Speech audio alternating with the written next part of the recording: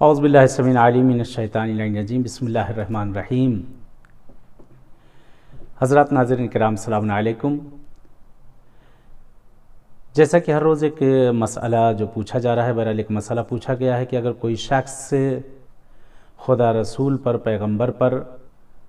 جھوٹ کی نسبت دے تو اس کے روزے میں کیا حکم ہے؟ روزہ اس کا صحیح ہے یا اس کا روزہ باطل ہے؟ بہرحال مسئلہ اچھا ہے، اکثر ہوتا ہے، بہرحال مبتلا بے ہے کہ اگر کوئی شخص جان بوجھ کر پیغمبر یا دیگر معصومین پر کوئی جھوٹ کی نسبت دے تو بہرحال اس کا روزہ فوراً جو ہے باطل ہو جائے گا، روزہ اس کا صحیح نہیں، روزہ اس کا باطل ہو جائے گا، چاہے اس کے بعد وہ فوراً توبہ کر لے، یا کسی نے اگر کوئی لکھ کر یا اشارے سے یا کنایتاً اور کسی ذریعے سے بھی اگر معصومین کی طرف نسبت دی جائے، خدا رسول کی طرف نسبت دی جائے تو اس کا روزہ باطل ہے، اشکال ہے اس پر۔ تو یہ جس وقت کوئی یہ چیز اگر نقل کرے روزے میں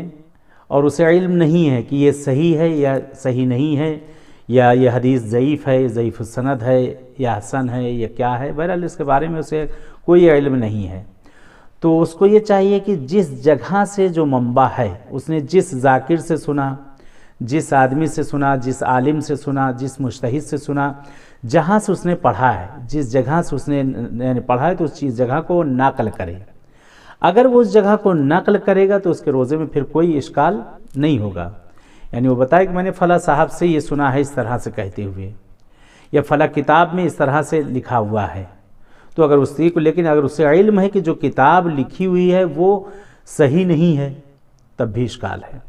یا جس شخص کی طرف سے وہ نقل کر رہا ہے وہ بھی موثق نہیں ہے، عادل نہیں ہے، اگر اس کی طرف سے نقل کر رہا ہے تو وہ بھی وہاں پر اشکال ہے۔ تو یہ ہے کہ روزے کی حالت میں پرہیز کیا جائے ان سب چیزوں سے تو بہتر ہوگا۔